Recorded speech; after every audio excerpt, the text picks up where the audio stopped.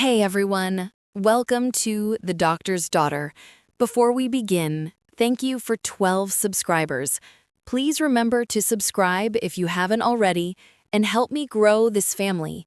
Hit like, comment, and share this emotional journey. Chapter 1. The sterile scent of isopropyl alcohol was the air Harper Sterling breathed. It was the scent of success, the essence of the Sterling dynasty, and the only fragrance her father, Dr. Alistair Sterling, Sr., recognized as worthy. At 29, Dr. Harper Sterling was on the fastest track imaginable. 4 years of college, 4 years of medical school, 3 years of intense residency, and now the coveted 5th-year neurosurgery fellowship application lay on her sleek mahogany desk, signed, sealed, and delivered. Or so her family believed. Harper was the youngest, the most promising, and arguably the most burdened. Her mother was a renowned cardiologist. Her older brother, Alistair Jr., was already a rising star in orthopedic trauma. Even her grandfather, now retired, held a chair in oncology. The family crest might as well have been a caduceus intertwined with a $sign. Every family dinner was a surgical review, every vacation a medical conference, and every life decision, including the choice of her fiancé, the impeccably pedigreed Dr. Elias Thorne, was vetted, approved, and stamped with the sterling seal of clinical excellence. Harper's world was a tapestry woven from long hours, under unforgiving fluorescent lights, the satisfying weight of a scalpel, and the hushed, reverent tones of hospital staff. It was a world of absolute, binary choices, life or death, success or failure, sterling or other. Yet recently, the threads felt taut, suffocating. She dreamed in shades of beige and gray, the colors of operating theaters and boardrooms, and woke up with a quiet, hollow dread that she habitually ignored by plunging into a 16-hour shift. The moment everything fractured arrived not in the OR, but in a small, windowless office belonging to Dr. Eleanor Vance, the hospital's chief of staff and compliance officer. Dr. Vance was a meticulous woman who viewed bureaucracy as a sacred right. The issue was not one of competence — Harper was clinically flawless — but one of compliance. Dr. Sterling, Dr. Vance began, adjusting her severe spectacles. We have reviewed your professional development log for the last fiscal year. While your clinical hours are exemplary, there is a distinct gap in the required community wellness and outreach mandate. 48 hours, to be exact. Harper blinked. 48 hours. A single long surgery? A brief weekend call shift? I covered extra trauma shifts, doctor. Surely that outweighs mandatory outreach. The mandate, Dr. Sterling, is non-negotiable. It is a necessary counterbalance to the rigors of your specialty, intended to foster perspective and human connection outside of crisis mode.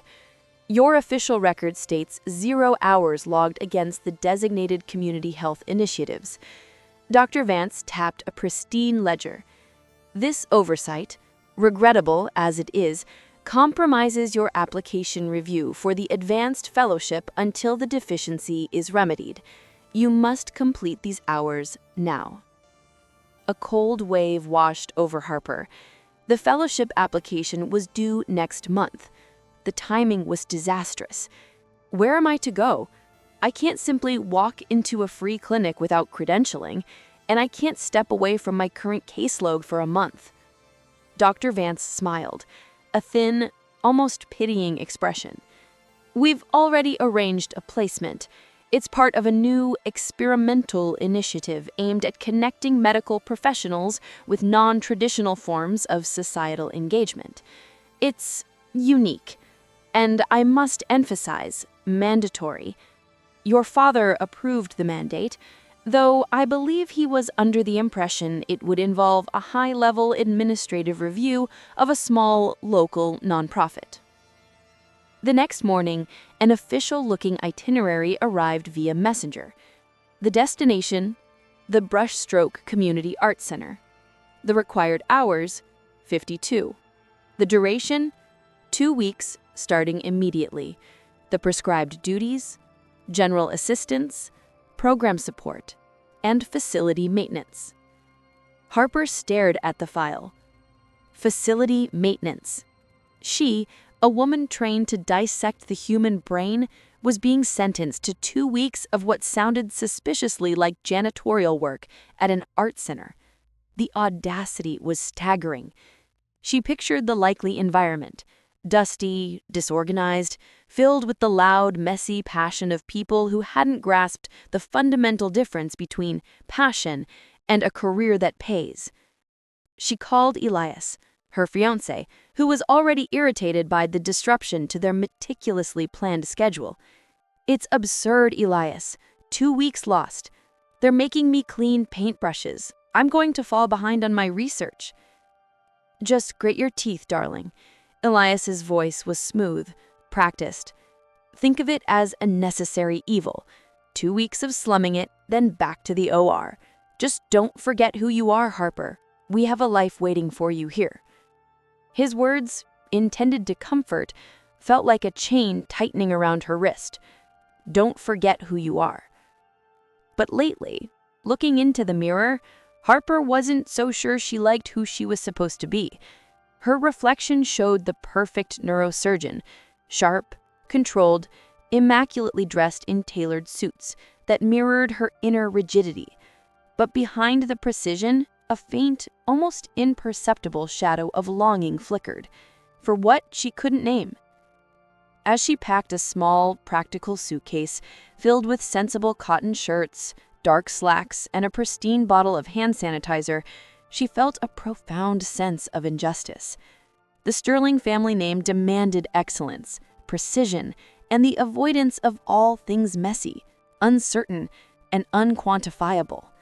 This forced sabbatical to a place named the Brushstroke felt like a cosmic joke, a punishment perfectly tailored to strike at the heart of the Sterling professional identity.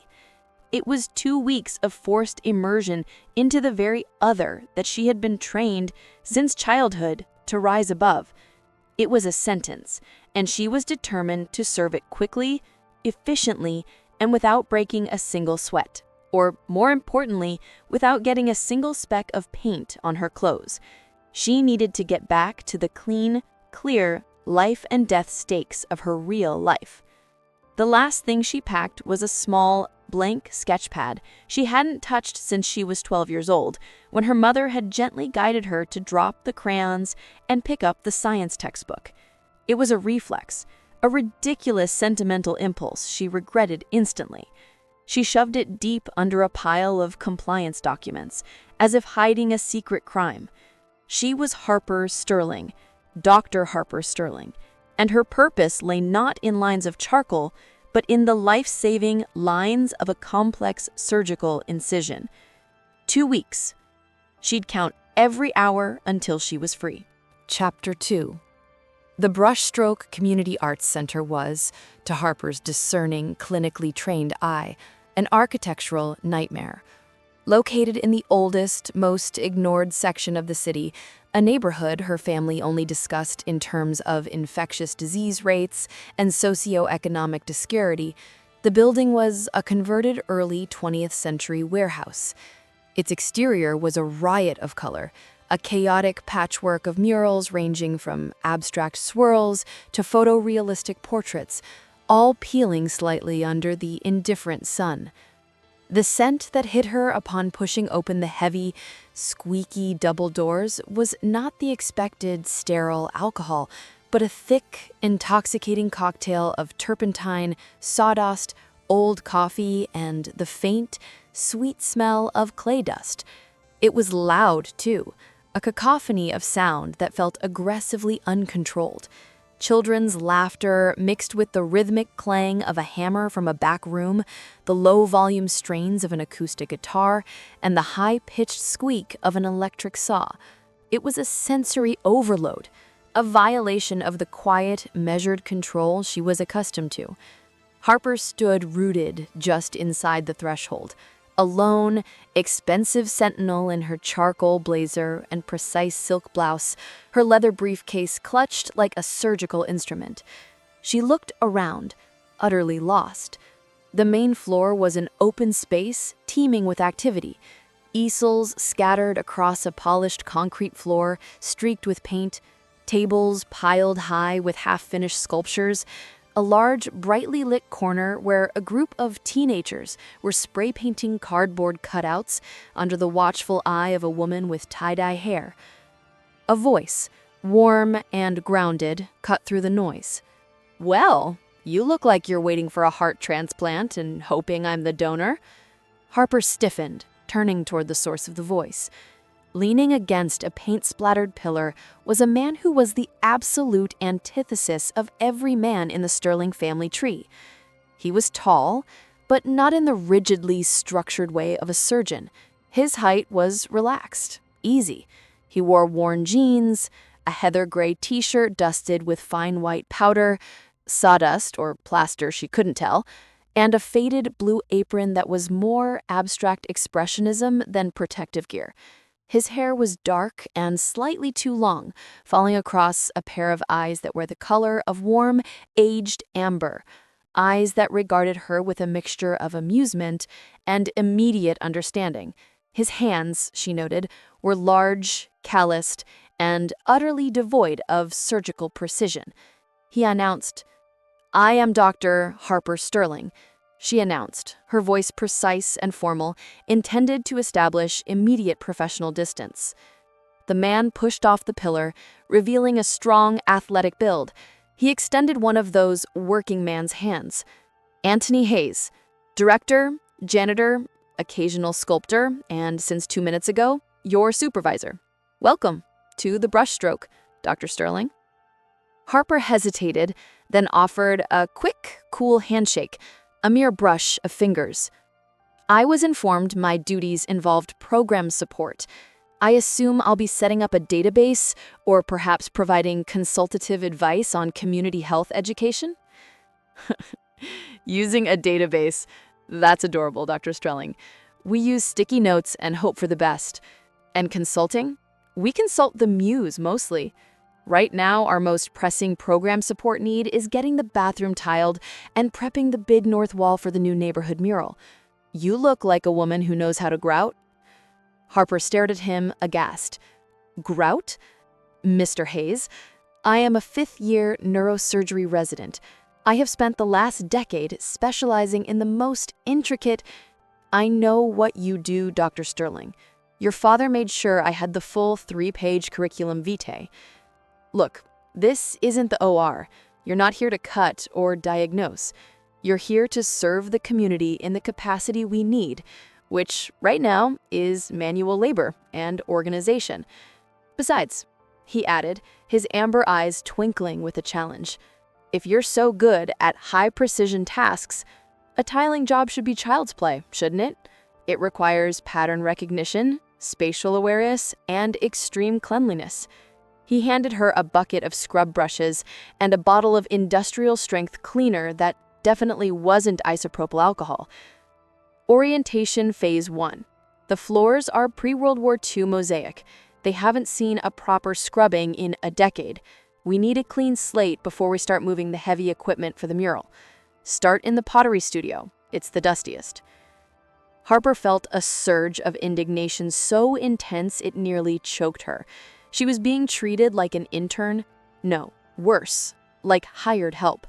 Her pride, a brittle shield she wore constantly, was deeply offended.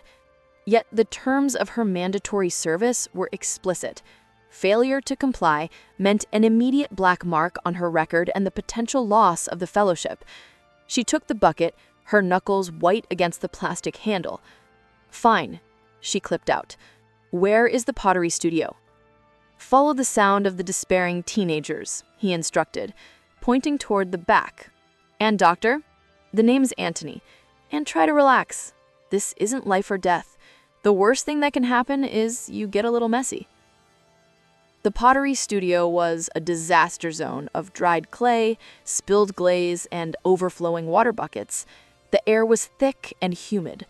Harper shed her charcoal blazer, folding it carefully, laying it across a shelf far from the nearest water source.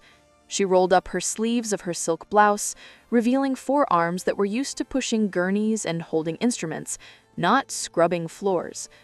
As she knelt on the hard concrete, the rough bristles of the brush grating against the floor, a tiny, unfamiliar sense of rebellion began to bubble. Every scrub was a silent protest against Dr. Vance, against her father, and against the stifling predictability of her life.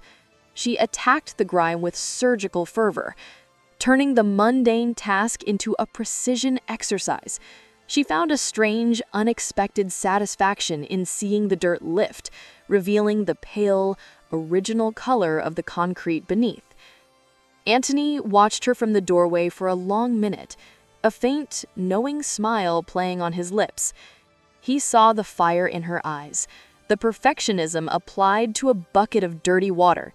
He saw the neurosurgeon trying to sterilize the world. He knew this Harper was a tightly wound coil, but he also sensed that the vibrant, messy life of the brushstroke was exactly the unexpected chaos she needed to finally unwind. She caught him watching her. "Is there a problem, Mr. Hayes, or are you simply supervising my scrubbing technique?" He shrugged, his hands tucked casually into his pockets. "No problem at all, doctor. I'm just admiring your dedication.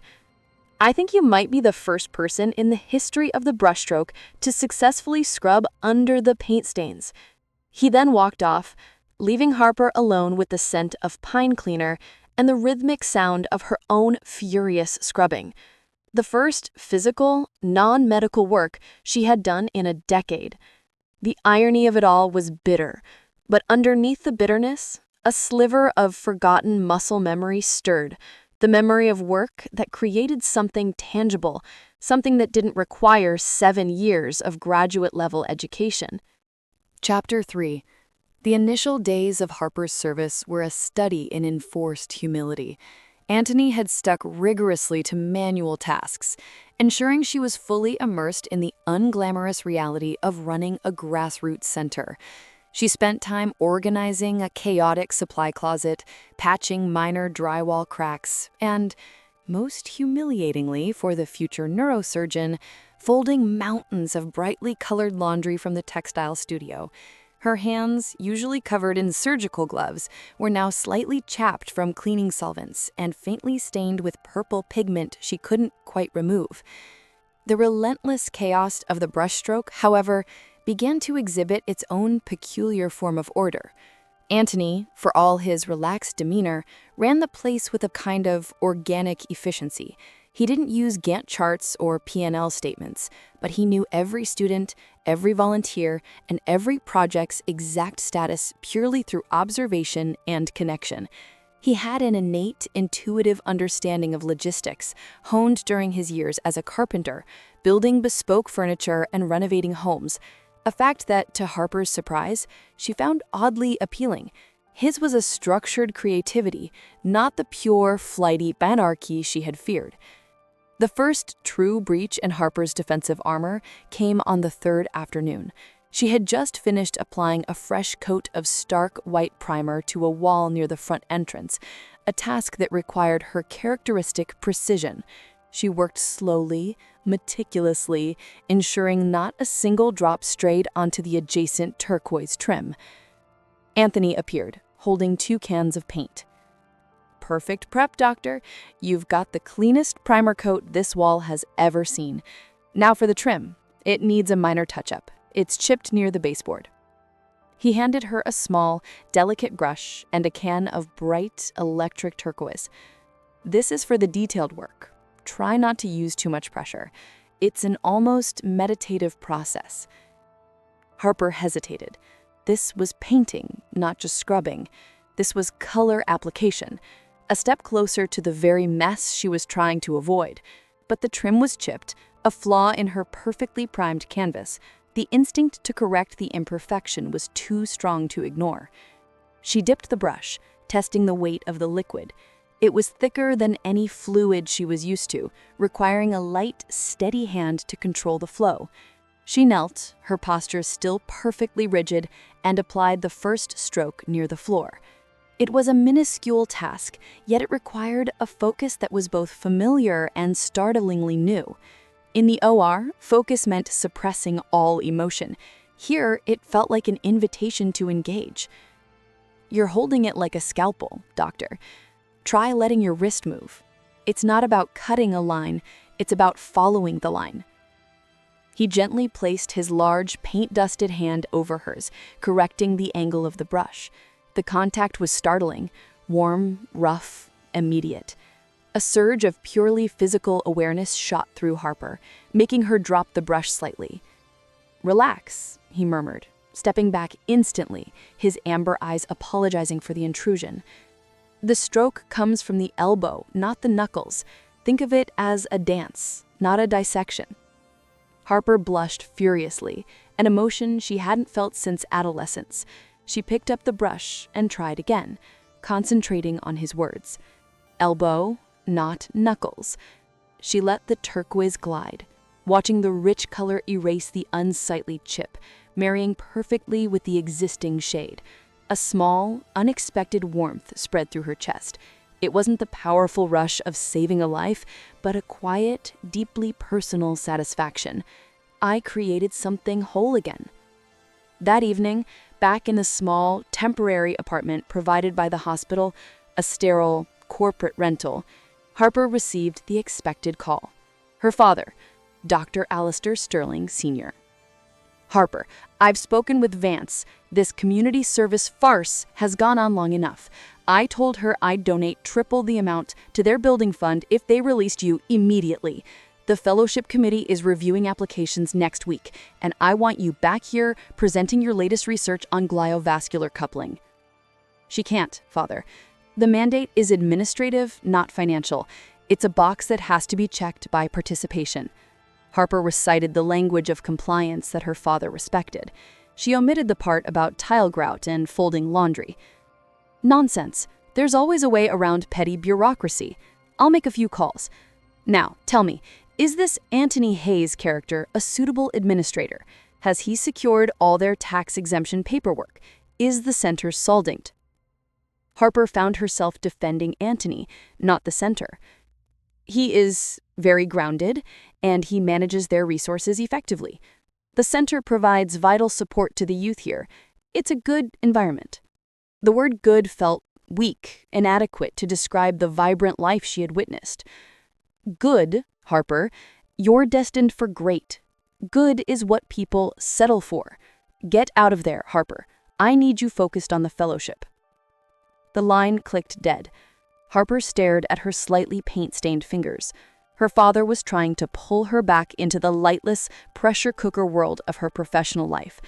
The easiest thing would be to give in, to tell Antony she was leaving, and to return to the path. But for the first time in her adult life, she didn't want to. She wanted to see the mural project through. She wanted to feel the satisfying resistance of a floor brush against grime. She wanted to see what color she might be assigned next. A few minutes later, her phone buzzed with a text message, an unknown number. "Don't let the brush dry out, doctor. The back wall awaits. A." Harper smiled, a genuine, unguarded smile that felt foreign and wonderful. She quickly wiped the residual turquoise paint off her thumb, but instead of throwing the wipe away, she folded it neatly and tucked it into her pocket, a small, colorful rebellion against the Sterling world. The walls were already closing in, but in the chaos of the brushstroke, she was finally starting to breathe. The air in the ceramic studio, where Harper was now assisting with glaze mixing, was thick with mineral dust and the silence of focused concentration. She found herself thriving in the detailed work, measuring pigments with the same precise hand she used to draw an incision line. The work was demanding, unforgiving.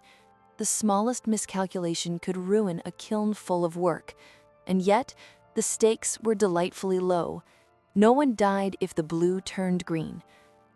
Antony found her late that afternoon, leaning against a cooling kiln. He carried a pair of old, worn-out tennis shoes, which he set on the bench beside her. "Here, put these on," he commanded gently. "Those leather flats aren't built for clay dust and solvent drips. Your body language is screaming that you're ready to run, but your persistence tells me otherwise." Harper frowned, looking at the scuffed, cheerful blue shoes. "I prefer my own footwear." "I know. You prefer everything controlled, pristine, and perfectly functional. But those shoes tell a story. They've walked through mud, climbed ladders, and stood still for hours while working on a delicate curve. They're honest. They're mine. Borrow them for the rest of your sentence." Harper stared at the shoes, then at Antony. "You have a strange fascination with my discomfort, Antony." "Only because your discomfort is the most interesting thing about you, Dr. Sterling," he countered, his gaze unwavering. "It's a symptom of a much larger internal pain. You're constantly bracing against something. In the OR, that tension saves lives. Here, it just prevents you from feeling the floor under your feet." His insight struck a nerve, pulling down a curtain she usually kept tightly drawn. She had lived under relentless pressure for so long that the tension had become an invisible shell. "My internal pain, as you call it, is simply the focused dedication required to maintain a 20-year trajectory towards excellence. I don't understand people who meander, people who settle for good, as my father calls it." Antony leaned against the kiln, its residual heat warming his back. Neurosurgeons don't meander. They decide, they execute. Carpenters and artists, however, follow the grain of the wood or the curve of the clay. We learn when to resist and when to yield. I didn't meander, Harper. I chose to trade the sterile precision of blueprints for the messy complexity of human connection. "You were a successful carpenter, weren't you?" she asked, a rare vulnerability in her voice.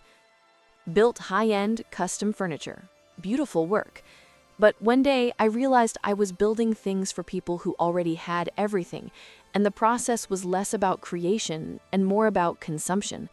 This place," he gestured around the dusty, beloved chaos, "this is building community. That's a better structure, I think." Harper didn't respond, but she slipped off her expensive flats and hesitantly put on the borrowed tennis shoes. They were worn, comfortable, and surprisingly liberating. They were also covered in 1,000 tiny memories of other people's creative work. The atmosphere shifted when Antony gathered all the core volunteers for a formal announcement. The new neighborhood mural, slated for the large, sun-drenched north wall, was officially launching. "This isn't just a painting," he explained, unrolling a large, preliminary sketch. "It's a history project. The theme is roots and resilience. We're depicting the founding families, the local heroes, and the future dreams of this district. It has to be powerful enough to make people care about this corner of the city. We need the community to feel ownership." Harper, accustomed to viewing hospital wings and research papers as her canvases, felt a pull towards the sheer scale of the vision. The sketch was dynamic, depicting a massive oak tree whose roots intertwined with images of old shops and community leaders, rising up into branches that bore futuristic, imaginative fruit. "This requires professional-level coordination, Antony," Harper stated, stepping forward instinctively, her mind already mapping out the logistics: paint sourcing, scaffolding requirements, UV protection, volunteer scheduling. Antony looked at her, his lips curving into a slow smile. "That's what I was hoping you'd say, Dr. Sterling. Since your scrubbing hours are complete, and you clearly have an eye for flawlessness and a talent for organization, I'm formally promoting you. You are now the official Mural Project Logistics Coordinator. Your task is to apply your neurosurgical level of organizational precision to this artistic chaos." "But I'm not an artist." "You are now," he said simply, handing her a thick, colorful binder labeled Roots and Resilience Project. "This is no longer about scrubbing floors, Harper. This is about making something happen. I need your mind, doctor. And if you're brave enough, he lowered his voice, I need you to choose a single, small element, a bird, a flower, a symbol, and paint it yourself. Logistics can only take us so far. The heart has to be in the brush. Harper felt a thrill of terror and excitement. The logistics were comfortable, but the brush, that was terrifying. She spent the next hour poring over the sketch. She realized that the whole mural hinged on the central depiction of a single ancient oak tree. It was the backbone of the entire piece. Her eyes fell on a small, blank space at the very base of the tree, where one of the roots was meant to curve and disappear into the ground. It required a deep, rich brown, a color that had to look both stable and alive. I'll take the root, she heard herself say, surprised by the firmness of her own voice. Antony walked over, looking where she pointed. A root, Harper? The foundation? The thing that stays hidden but holds everything up? It needs to be flawless, she replied, her neurosurgical rigor automatically taking over. If the roots are weak, the whole tree falls. I can stabilize the foundation. Antony nodded, his expression shifting from playful to serious. He saw the crack in the veneer widen, revealing not just a logical mind, but a fierce, protective instinct. Harper Sterling wasn't just good at tasks. She was desperately seeking a place to belong, and something worthy of her profound dedication, even if it was a deep, rich brown root on a mural in the forgotten part of the city. She was digging in, quite literally, and Antony knew this was the point of no return. Chapter 5. The next few days were a blur of planning that somehow felt more purposeful than her meticulous preparation for an 8-hour cranial base surgery. Harper dove into the logistics coordinator role with ruthless efficiency. She optimized the placement of the scaffolding, creating a rotating volunteer schedule that maximized daylight hours, and even managed to secure a significant discount on high-grade exterior paints by citing the brushstroke's non-profit status and community outreach metrics. Metrics she had created herself. The intrigue arrived in the form of a heavily starched legal letter tucked under the center's rickety front door. Antony brought it to her, his usual easy smile replaced by a frown. This is the real threat, Harper. Not lack of funding, but lack of place. Zoning review. A developer is trying to acquire the 3 adjacent lots to build high-end condos, and they are claiming our building is structurally unsound and should be condemned under a revised historical preservation ordinance. Harper took the letter. Her blood immediately chilled, but not with fear, with the focused analytical anger she usually reserved for complex, insoluble diagnoses. This wasn't chaos. This was structure, paperwork, and law, her father's domain, and a world she instinctively understood. This isn't about the building, Antony, she said, her voice sharp with realization. This is about the zoning. They want to prove the brushstroke doesn't represent significant community interest or cultural value to justify its protected status. The fastest way to lose this fight is to rely on emotional appeal. We need data. We need a quantifiable, undeniable public record of support. She spent the entire evening, the studio quiet except for the rhythmic sound of her keyboard, transforming her neurosurgeon's research skills into an advocate's tool. She accessed public records, cross-referenced zoning codes, and drafted a formal, perfectly worded objection, citing precedents and structural stability reports she dug up from city archives. Antony watched her, utterly mesmerized. I fight with paint and passion. You fight with facts and precision. You're incredible, Harper. I'm applying logic to a problem, she shrugged, minimizing her efforts. But logic only gets us a meeting. You're right, the heart has to be in the brush. The mural has to be the proof of concept. It has to be finished, visible, and actively supported by the community before the hearing next week. This was the nexus of their combined purpose. Her mind to fight the legal battle, his vision to win the cultural one. The next day, she finally approached the north wall for her personal contribution, the root. She climbed the scaffolding, the borrowed tennis shoes silent on the wooden planks. The sun poured through the high warehouse windows, illuminating the dust motes dancing in the air. Antony had set out her specific palette: deep umber, burnt sienna, and a touch of black. She dipped the small brush, testing the weight, remembering his instruction: elbow, not knuckles. She began to paint the root where it emerged from the earth. The process was slow, deliberate. She wasn't just filling in a space, she was giving the root texture, age, and a sense of enduring strength. She layered the dark colors, using the tip of the brush to etch fine, hair-like lines that suggested the root was reaching deep into the soil. As she worked, the neurosurgeon's focus returned, but this time it was guided by an emotion she rarely permitted: feeling. She wasn't fighting mortality, she was celebrating permanence. The root felt like her own hidden self, the necessary foundation that had been ignored in favor of the visible, professional canopy. Antony climbed up to check on her, bringing a thermos of coffee. He leaned against the scaffolding rail, careful not to crowd her space. "You're doing something remarkable up here," he whispered, watching her blend a touch of ochre into the umber to make it look damp and fertile. "It looks ancient, like it can't be moved." "That's the point," Harper said, not looking away from the wall. "It's the anchor. It has to survive the developer's wrecking ball." "Harper," Antony said, his voice dropping lower, warmer, "I'm talking about you. I can see the person your family tried to sand down and varnish into their perfect sterling model. But you're all grain and fiber, Doctor. You're not meant to be a smooth surface. You're meant to be a tree that holds the soil together." She finally turned, brush still in hand, her face lightly smeared with paint. A look she would have found appalling 3 days ago, but now felt strangely authentic.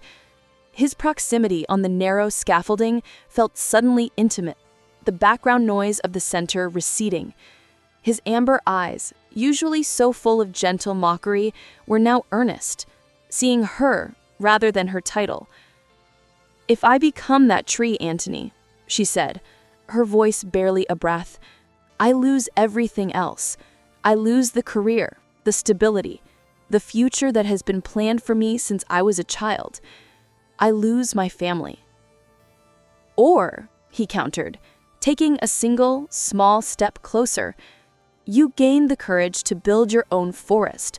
Stability isn't a pre-approved surgical fellowship, Harper. It's what you build with your own 2 hands, or your own 2 feet, or your own brush. It's here." He gently tapped her chest, right over her heart. The intimacy of the gesture, the profound, unacknowledged connection that had been building between the pragmatic doctor and the passionate artist, exploded into the open. The air was thick with the scent of fresh paint and the unspoken realization that they were 2 sides of the same desperate yearning for an honest life. He leaned in, slow and deliberate, giving her every opportunity to pull back. She didn't. Their first kiss was soft, a blending of the sterile and the messy.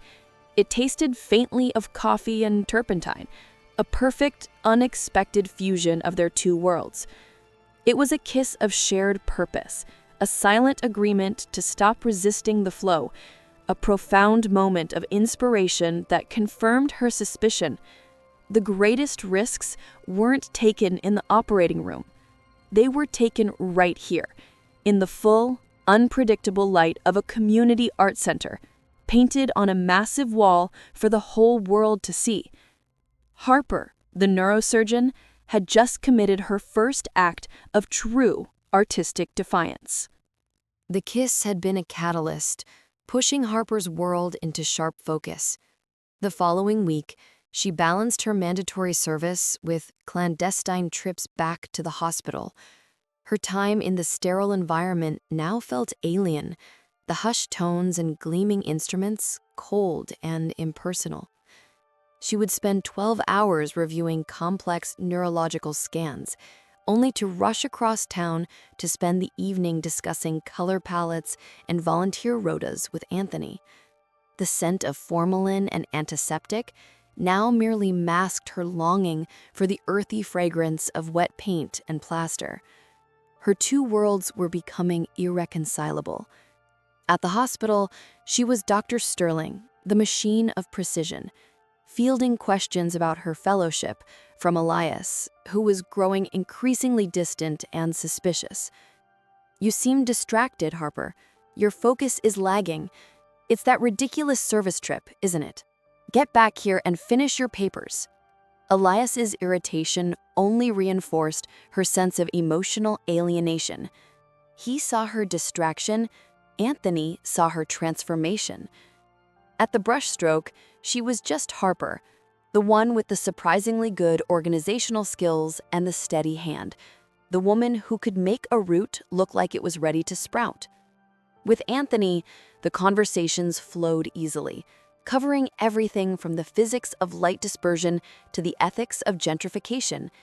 He didn't ask her about her career plans. He asked her about her feelings, a question that made her heart pound with equal parts fear and exhilaration.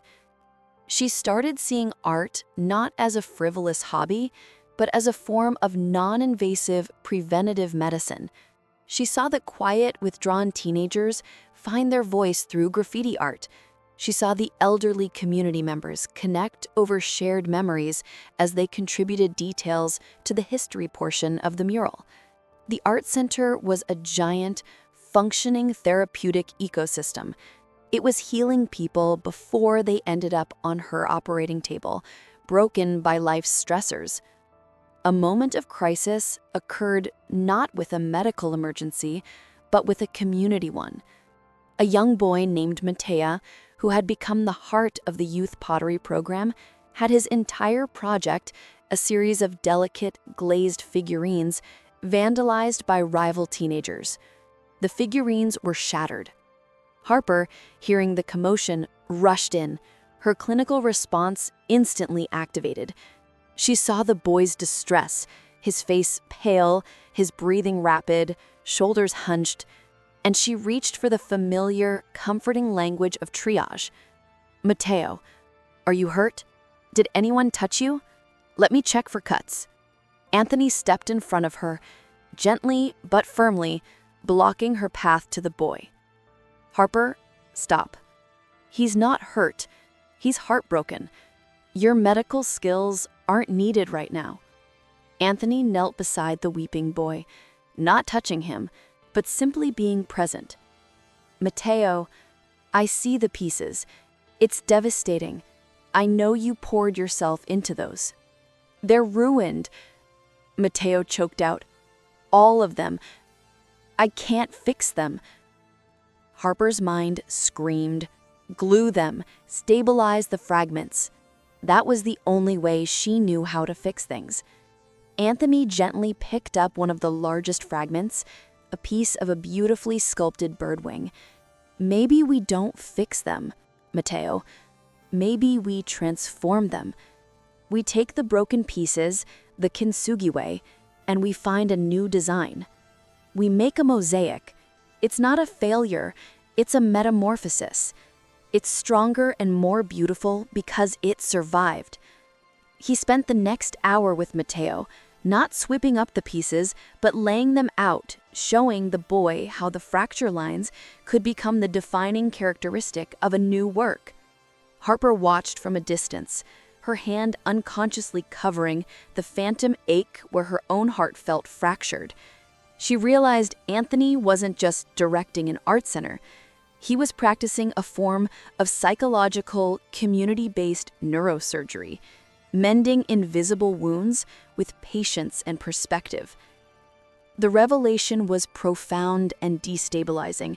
She was an expert at mending the body, but Antony was an expert at mending the soul. She was trained to recognize pathology. He was trained to recognize potential.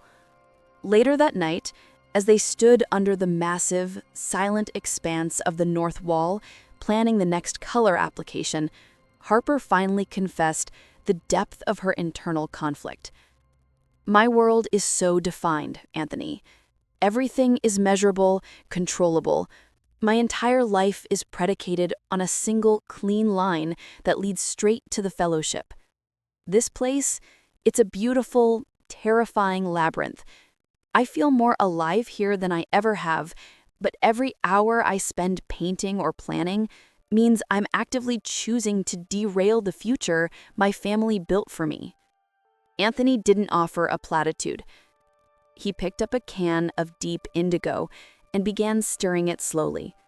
"The problem isn't the line, Harper. It's whether that line is drawn by you or traced for you. Do you love neurosurgery, or do you love the idea of being a Sterling?" "I love the challenge," she admitted, her gaze drifting to her meticulously painted root, which now looked entirely permanent and non-negotiable. "I love being useful. I love fixing things. And you can't fix things with paint?" "I can't save a life with paint." The old Sterling mantra rose up, cold and final. Antony stopped stirring, the quiet sound of the paint settling becoming suddenly loud. "Maybe the life you're meant to save, Harper, is your own. And maybe the tools you need for that are not a scalpel and a suction device, but a broad brush and a willingness to get messy." He reached out and very lightly wiped a stray smudge of sienna from her cheekbone. The touch was tender, a silent acknowledgement of the beautiful mess she had become. Harper felt the undeniable gravity pulling her toward this new, uncertain life, realizing that the greatest surgical procedure she would ever perform was the courageous self-incision required to carve out her own identity from the Sterling legacy. She knew, with chilling certainty, that her time at the brushstroke was rapidly approaching its end, and she would have to make a choice that would either save her life or break her family's heart. Chapter 7. The line between professional commitment and personal devotion blurred completely over the next few nights. The looming zoning hearing and the deadline for the mural's completion necessitated marathon sessions. Harper found herself staying late, long after the last volunteer had gone home, working with Antony under the glow of industrial lamps. The vast, half-finished mural looming like a beautiful, silent witness to their deepening bond. They worked in a shared, intimate silence, occasionally punctuated by a low discussion about color depth or structural load. Antony was painting the trunk of the oak, giving it the gnarled, protective texture of old wood, while Harper had expanded her remit from the root to the surrounding soil and the small, vibrant community of wildflowers that grew in the shade. Her flowers, small splashes of crimson and gold, were meticulous, each petal rendered with the precision of a histological drawing, yet they pulsed with a life that surprised her. One evening, as the city outside dimmed to a distant hum, Antony paused, stepping back to admire her work. "The precision you bring to these tiny flowers, it's astonishing. They look like they could be cataloged. But they're not rigid. They're happy.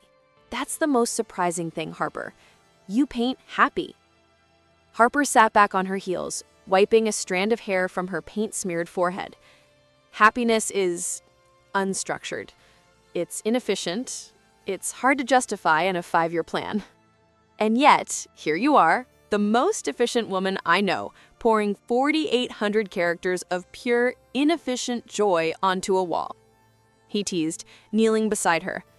He reached for a small, shallow paint tin and dipped a brush.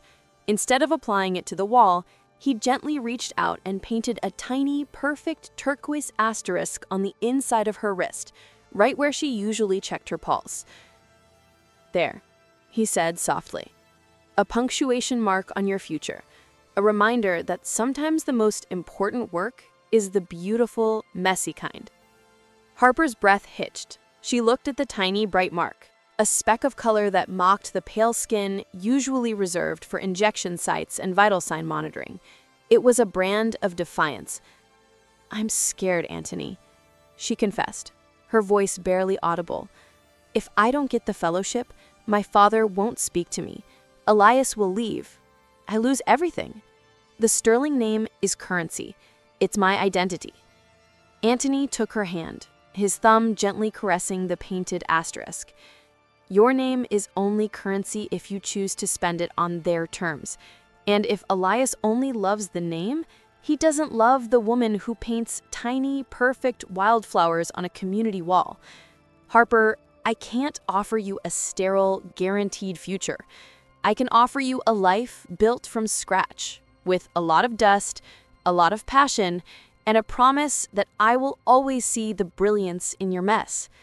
He kissed her then, a long, deep kiss that sealed the promise in the quiet, paint-scented air. It was a terrifying, exhilarating commitment, far more binding than the official papers on her desk. The deception became necessary and constant. She told her family she was managing administrative documents, attending long mandatory community meetings, and networking with city council members, which were all technically true, just heavily redacted. She began leaving her pristine hospital clothes at the apartment, driving straight to the center in clothes she didn't mind ruining, returning home late, exhausted, but carrying a secret, exhilarating energy that even Elias noticed. "You're glowing, Harper," Elias remarked one evening over a stiff, quiet dinner.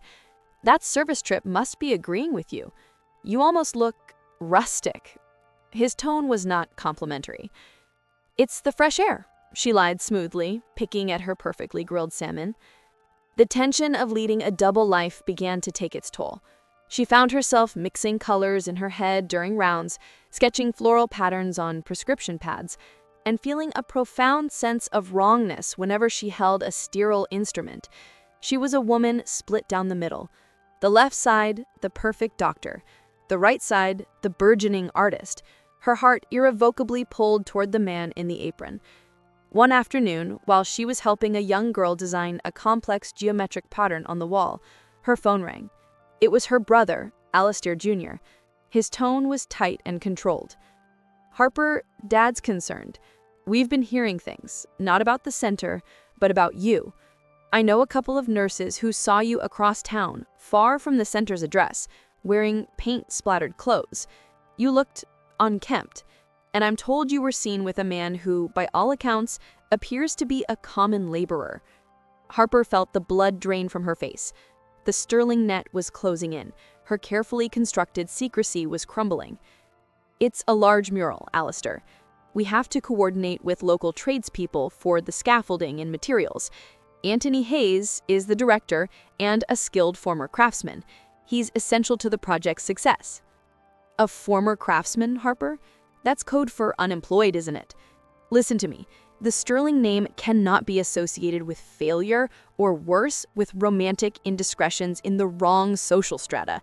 This is embarrassing. Cut this short, Harper. I'm giving you a warning. Get back to your lab. Get back to Elias. This deflection is beneath you."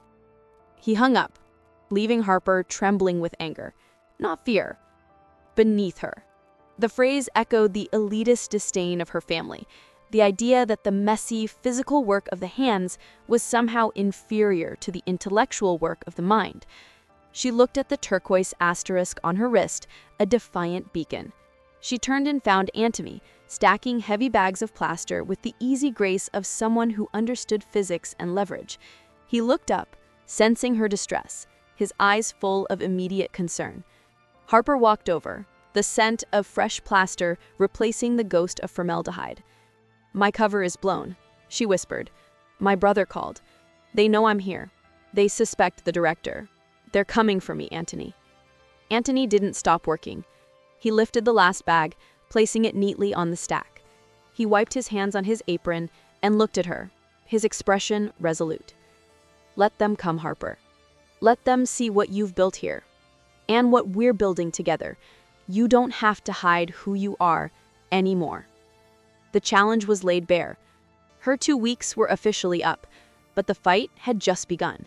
The Sterling family, all the power, prestige, and judgment, was about to descend upon the brushstroke, and Harper Sterling, the woman with paint on her shoes and a former carpenter's love in her heart, was ready to meet. The inevitable collision occurred 2 days later, just as the mural reached its most critical stage. The tree trunk was finished, her intricate wildflowers were blooming, and Antony was beginning the delicate work of outlining the local heroes who formed the core of the roots, faces that the community recognized and cherished. The center was humming with energy, driven by the urgency of the upcoming zoning hearing. Dr. Harper Sterling Sr. did not make an appointment. He simply arrived. Harper was on a ladder, using a sponge to create a soft cloud-like texture for the sky, a task that required a surprising degree of artistic judgment, making the sky feel vast and limitless. Antony was nearby, supervising a group of teenagers who were filling in the vibrant primary colors of the central branches. The doors swung open, and the noise of the center seemed to momentarily drop in volume, as if recognizing the intrusion of something foreign and cold. Harper Sterling Sr. stood silhouetted against the morning light. He was a man carved from granite and Savile Row wool, radiating an atmosphere of surgical authority and unmitigated wealth.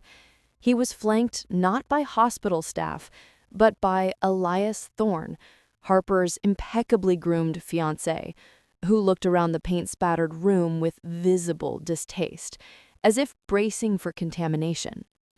Alistair's gaze swept past the colorful chaos, the happy volunteers, and the giant, defiant mural landing squarely on his daughter, 20 feet up a rickety ladder, wearing paint-splattered overalls over a simple t-shirt, her hair pulled back in a loose, messy ponytail. She was breathing heavily, a streak of pale blue on her cheek, and a wide, unguarded smile on her face as she spoke to a 10-year-old girl about mixing white into cerulean. "Harper!" Dr. Sterling's voice was low, cutting through the space like a sharp scalpel. It was a voice accustomed to instant obedience. Harper descended the ladder slowly, deliberately, meeting his gaze every step of the way. She didn't rush. She didn't wipe the paint from her face. She walked across the floor, past a canvas that was drying, and stood before her father, not as a disobedient daughter, but as an autonomous individual. "Father, Elias, you should have called. We're working on a tight deadline for a major community project." Alistair did not acknowledge Antony, who had stepped forward to stand silently, protectively beside Harper. His focus was entirely on her daughter's appearance.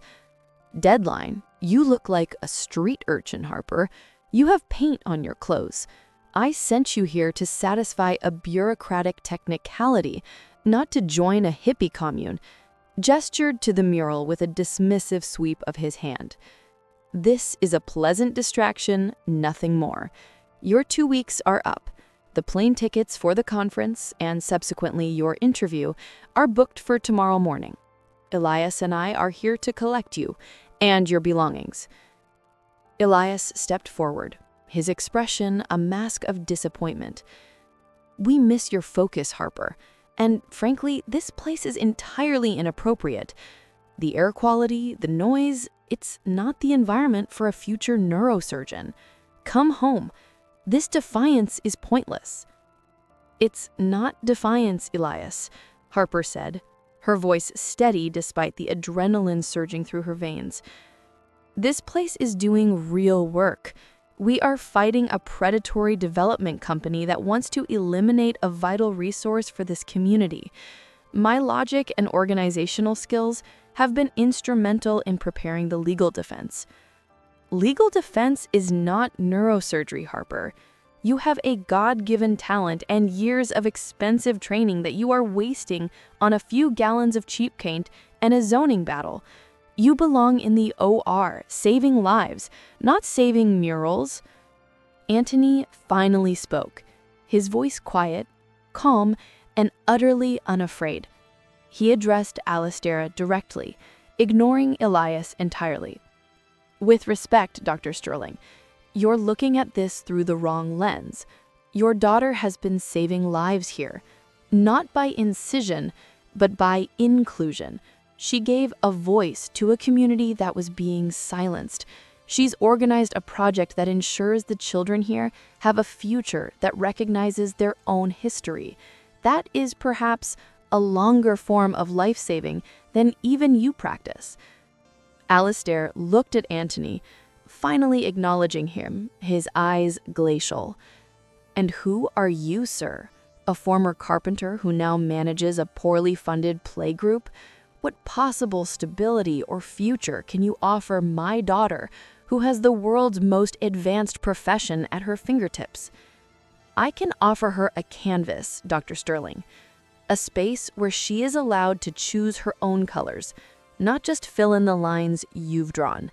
Stability, sir, is not a salary. It's knowing where your heart belongs. And I suspect Harper's heart belongs right here, in the mess, working towards something real." Harper looked at Antony, her love for him cementing in that single, courageous exchange. He wasn't intimidated by her father's wealth or authority. He was simply anchored in his own truth. She turned back to her father, her chin rising, revealing the full extent of her conviction. "I'm not leaving, Father. Not until the mural is done and the center is safe. My hours may be complete, but my commitment is not. I am staying to see this through, to see my root and my flowers protect this tree. You and Elias can go to the conference. I am officially postponing my return." Alistair looked from his defiant daughter to the calm, unapologetic man beside her. He saw not a phase, but a complete break. His face contorted with cold fury. "You leave now, Harper, and you risk everything. You risk the fellowship, the family trust, and your entire future. We won't tolerate this embarrassing liaison. This is not a request, Harper. This is your last chance." Harper looked at Elias. "Elias, if you want a woman who only smells of isopropyl and talks about cranial pressure, you should leave now. Because I smell like paint, and I'm about to fight for the pressure of a community to breathe." Elias, stunned by her transformation and the implied finality of her words, took a step back, his face tight. "This is insane, Harper. I won't stand for this." He turned and followed Dr. Sterling out of the center, leaving Harper standing in the bright, paint-splattered air. The silence they left behind was filled with the happy noise of the volunteers and the gentle, supportive presence of Antony. She had chosen her side, and the cost was everything she had been groomed to possess. Chapter 9. The confrontation with her father and the effective end of her engagement with Elias had left Harper feeling strangely clean, as if a long festering infection had finally been excised. The pressure was still immense. The zoning hearing was only 2 days away, and the mural needed its final, unifying element. But it was an external pressure, a shared challenge, not the internal, soul-crushing weight of professional expectation. She had just climbed the highest scaffolding to work on the top border of the mural, a delicate, stylized depiction of hopeful sun rays, when her phone, vibrating deep in the pocket of her paint-stained overalls, rang with a number she recognized as the administrative line for the Neurosurgery Fellowship Program. She answered, her heart hammering a rhythm against her ribs that was entirely different from the steady, controlled beat of the last decade. The news was swift, clear, and devastatingly well-timed. "Dr. Sterling, excellent news. Due to a late applicant withdrawal and the strength of your research portfolio, the committee has moved your acceptance notification forward. You are officially offered the Advanced Fellowship, effective in 3 weeks. We require your signed acceptance and physical presence for onboarding no later than the 7th of next month." The air rushed out of her lungs. 3 weeks. It wasn't the fellowship she had fought for, it was the deadline. The universe, in its cruel efficiency, had decided to force her hand now, before the dust had settled from her confrontation with her father and before the fate of the brushstroke was decided. She descended the ladder in a fog, the news a lead weight in her stomach. Antony, sensing the profound change in her demeanor, met her at the bottom. "What is it, Harper? You look like you just diagnosed yourself." "I was accepted, Antony," she whispered, holding the phone out like a live wire. "The Neurosurgery Fellowship. Early acceptance. It starts in 3 weeks. They're forcing the choice. If I don't go, I lose it. Entirely. Not just postponed, lost. And with it, any remaining possibility of reconciliation with my family." The news hung between them, heavy and silent, casting a shadow over the bright colors of the mural. It was the absolute, final, undeniable fork in the road. Antony's amber eyes were full of sympathy, but his voice was unwavering. "This is your dream, Harper. The one they gave you. You need to decide if it's still yours. You need to sign those papers if that's what your heart needs. I will understand. I can't compete with a future like that. But this place," she insisted, gesturing frantically at the massive mural, which represented not just paint, but months of community effort, "is dependent on the zoning hearing. The hearing is tomorrow. They need this mural finished. We need the central design element, the one thing that gives the whole piece its narrative and emotional punch, to be flawless, to prove our value. If I leave now, they win. They condemn the brushstroke, and everything we've built, everything I've built here, dies." The central element of the mural was the tree's canopy, the dream itself.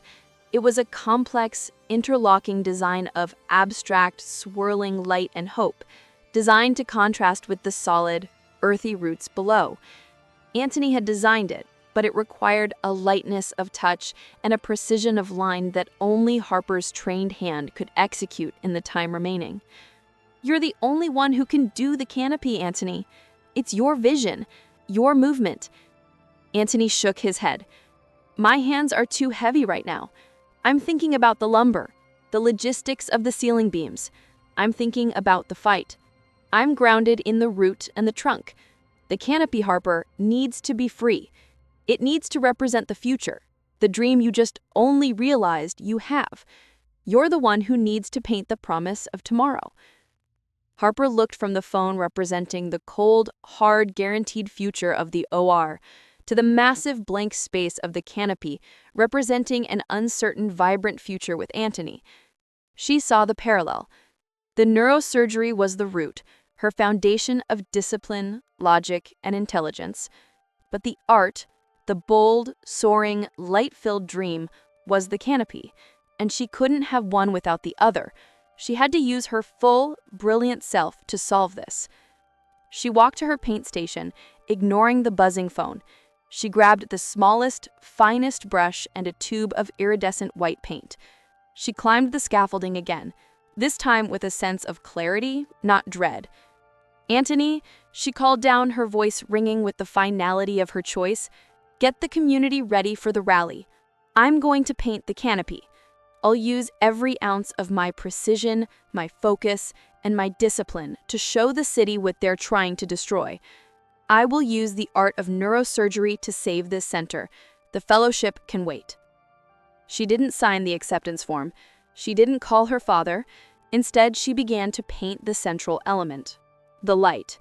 She poured her heart, her analytical mind, and her newfound courage into the sweeping, complex lines, realizing that this was the most high-stakes, life-defining procedure she had ever attempted.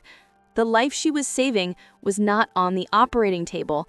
It was the life she wanted to lead, captured in a massive, swirling design of hope and defiance. The canvas had become her operating room, and the risk was everything. Chapter 10. Harper worked through the night, fueled by adrenaline, coffee, and the terrifying certainty that she was betting her entire future on a single painted image. The silence of the night was broken only by the gentle scrape of her brush and Antony's quiet presence below, where he worked on logistical details for the next day's rally and the zoning presentation. As dawn broke, casting pale pink light through the high windows, Harper completed the canopy. It wasn't just a design. It was a complex lattice of swirling, luminous white and gold, representing a future where the roots were not trapped, but nurtured by boundless possibility. The design was intricate, demanding extreme concentration, and she knew in her heart that no one but her, with her decade of training in micro-movements, could have executed it in the allotted time.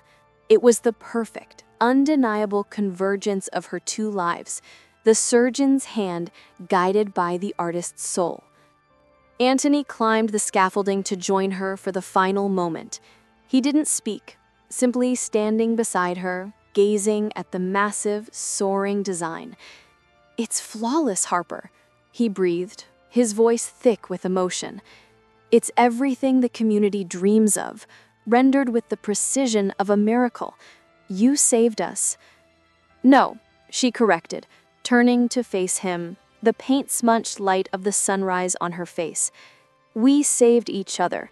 I realized that my discipline wasn't meant to keep me safe. It was meant to give me the ability to create anything I chose. I am choosing this." She descended the scaffolding, her choice made. The acceptance letter remained unsigned on her desk back at the apartment. The zoning hearing was set for noon. At 10, a different vehicle pulled up outside the brushstroke. Her mother, Dr. Vivian Sterling, the esteemed cardiologist, looking strained but impeccably dressed. She marched in, bypassing the mural entirely, and went straight to Harper, her voice a low, desperate plea. "Harper, please, your father is furious. He's pulling every string he has. He said you got the acceptance. Why are you doing this? We have given you everything. Don't throw away a decade of sacrifice for a man in an apron and a childish painting." "It's not childish, Mother," Harper said gently, taking her mother's perfectly manicured hand and leading her to stand beneath the finished mural. Look at the roots. Look at the faces. Look at the hope in the canopy. This is not a painting, it's the lifeblood of a community. And Antony isn't just a man in an apron. He's a good man, Mother, a kind man. He sees me, not the Sterling nameplate. But the life, Harper, the prestige, the importance. What compromise can there be? You'll be scrubbing brushes while your peers are performing cerebral bypasses. I will not be scrubbing brushes. I will be running the logistics, leading the community engagement, and painting the next mural. I will be using my discipline to structure this creativity. And the compromise is this: I choose my happiness, and I choose my purpose. I am grateful for the education you gave me, Mother, but I'm using that education to build a life that is full, not just successful. Her mother looked at the soaring canvas, then at Harper's determined face, and finally at Antony, who was organizing the final community volunteers with calm, authoritative grace. Dr. Vivian Sterling saw not a defiant girl, but a resolute woman radiating a peace she hadn't seen in her daughter's eyes since she was a child. Later, as Harper prepared to head to the city council chambers for the hearing, Antony pulled her aside. "You've thrown away a lot for this," he said, his gaze serious. "You could be the best in the world at what you do. I love that you chose this, but I won't stand in the way of your true calling. If you regret this, even a little, I want you to go back." "My true calling isn't the scalpel, Antony," she said, touching his paint-dusted cheek. "My true calling is finding the perfect balance between structure and chaos. And my true calling is you. I gave up their future. Now we build ours." The community rally was a success. Harper's meticulous legal brief, coupled with the overwhelming visual evidence of the finished mural and the emotional testimony of dozens of students and community members, swayed the council. The brushstroke's value was deemed irreplaceable, and its landmark status was secured, permanently derailing the developer's plans. The news was a victory for the community, a triumph of heart and logic. Harper had used her brain, her hands, and her courage to save something beautiful and fragile. She returned to the brushstroke, not as a resident finishing a sentence, but as a co-creator, realizing that the greatest compromise was not sacrificing her career, but finding a way to integrate the core skills of that career into a life she truly loved. Chapter 11. The day of the official grand reveal of the Roots and Resilience mural was a celebration that spilled out of the center and flooded the street with color, music, and joy. It was the culmination of weeks of shared labor, and Harper stood with Antony on a makeshift stage, watching the community gather. The mural, now fully unveiled, was a masterpiece, a vibrant, life-affirming tapestry of history and potential. Harper's root anchored the piece, and her soaring canopy provided the perfect visual lift, a metaphor for the center's triumph. During the speeches, when Antony spoke about the unexpected hero who saved their center with the heart of an artist and the precision of a surgeon, he looked directly at Harper, a profound expression of love and gratitude in his eyes. The real resolution, however, came not from the community, but from the Sterling family. Dr. Harper Sterling Sr. did not attend the rally, but as the day was winding down and Harper and Antony were quietly packing away supplies, the doors opened again. This time, it was only Dr. Sterling. He looked exhausted, his immaculate armor slightly dented. He held a copy of the zoning board's resolution, which cited Harper's impeccable research and organizational structure as the turning point. "You won, Harper," he said, his voice flat. "You destroyed the developer's case with a level of detailed analysis I usually only see in complex litigation. You used your considerable intelligence to save this." He gestured vaguely at the bright, beautiful mess around them. "I used my intelligence to save my future, Father," Harper corrected softly. "A future where I wake up excited to work. But the medical school debt, the prestige, what are you going to do with a medical degree? Paint children's faces at the local fair?" The bitterness was still there, but the fury had been replaced by a quiet, paternal confusion. Harper knew this was the moment of true courage. Not defiance, but stating her path with clarity and respect. "I have spent the last 3 weeks analyzing the brushstroke, Father, applying all the administrative and analytical skills you paid for. I've discovered a significant opportunity. The community here desperately needs preventative health services, and the Art Center is the only place they trust. I'm not throwing away my education. Antony and I are going to restructure the brushstroke to include an integrated art therapy and wellness program. My degree allows me to oversee the program's compliance, manage the medical partnerships, and write the grants. I won't be performing surgery, but I will be healing, just on a different scale." She stepped aside, allowing Antony to join the conversation. Antony, sensing the fragile truce, didn't talk about art. He talked about structure. "Dr. Sterling, when I was a carpenter, I learned that a beautiful house needs an excellent foundation, perfectly plumb walls, and a sustainable roof. Harper is the foundation of our structure now. She's helped me realize that passion alone is volatile. I'm taking the skills I learned building million-dollar homes, project management, resource acquisition, business ethics, and applying them to the brushstroke. We are turning this into a fully solvent, scalable, professional nonprofit. I can't offer her a neurosurgeon salary, sir, but I can offer her a stable, self-made partnership where she is utilized, respected, and deeply loved." Alistair looked at the couple. Harper, standing tall, radiating competence, And Antony, speaking with the quiet confidence of a man who knew how to build things that last. He saw the blueprint of a future, not the wreck of a past. He saw his daughter's discipline applied, just not in the way he had mandated. He looked at the mural one last time, his eyes lingering on the tiny, perfectly painted wildflowers Harper had created. He saw the precision he valued applied to the color he had always feared. "The fellowship committee called me, Harper," he confessed, his voice barely a whisper. "They know you declined. I told them you had made a lateral career shift into community health advocacy. I saved face. But more importantly, I protected your record. I also wrote a small check for the art therapy wing, just for the supplies. Call it an unsolicited grant from a former colleague. It wasn't an apology, but it was a bridge. The first true compromise the patriarch of the Sterling family had ever offered."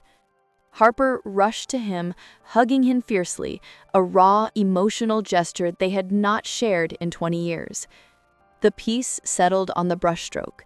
Harper had not destroyed her legacy, she had refined it, giving up the rigid prestige for a genuine, shared purpose.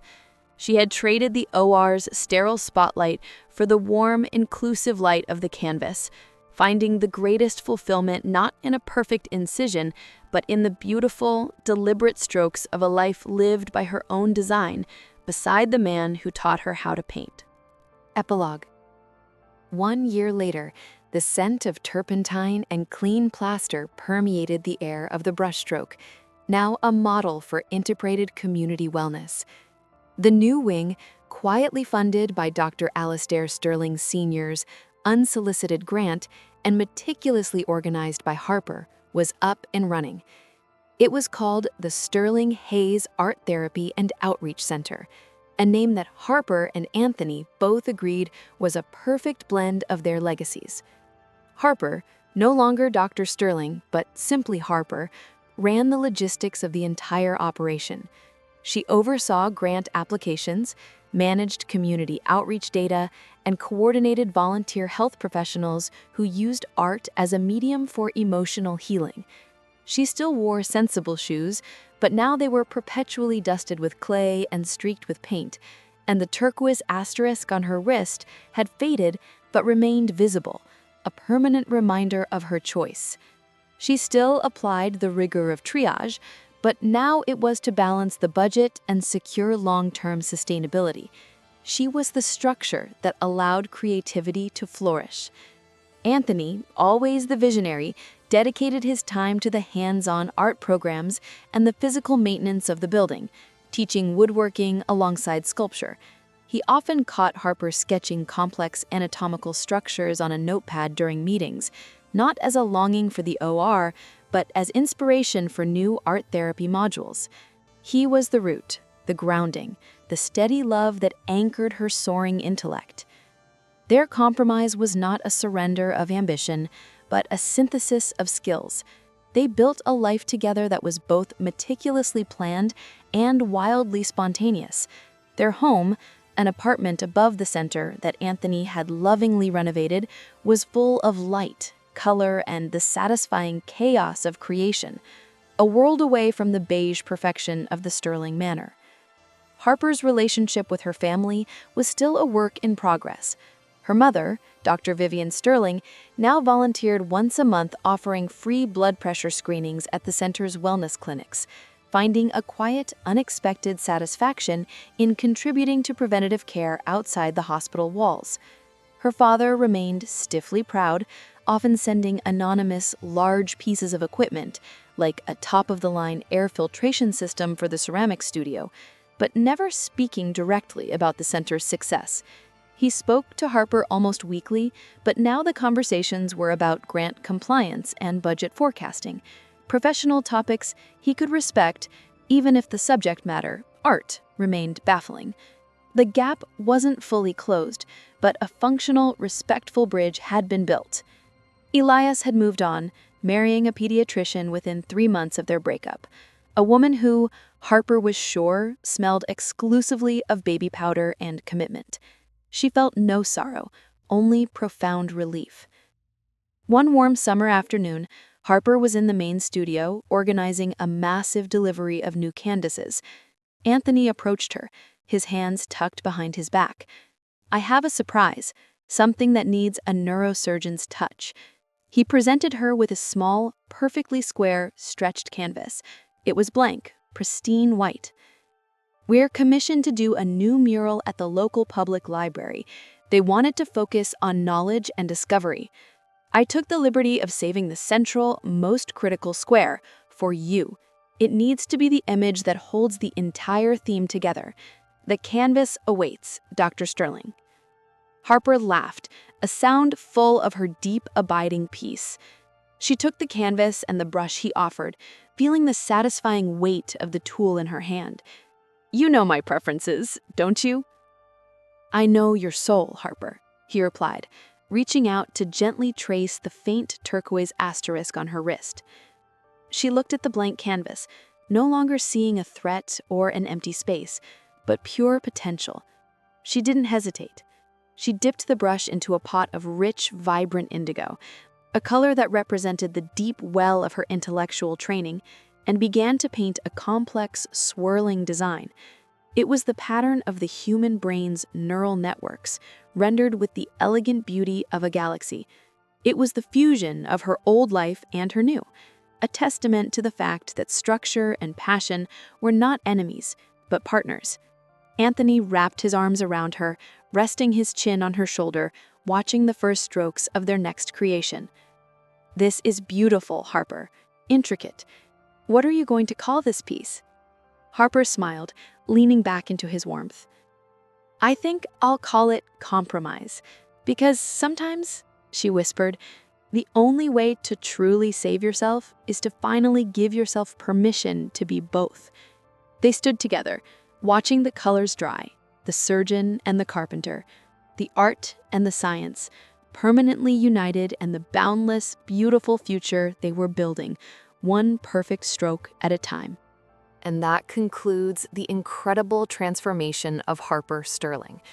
Remember, true artistry isn't just on the canvas, it's in the courage to repaint your life.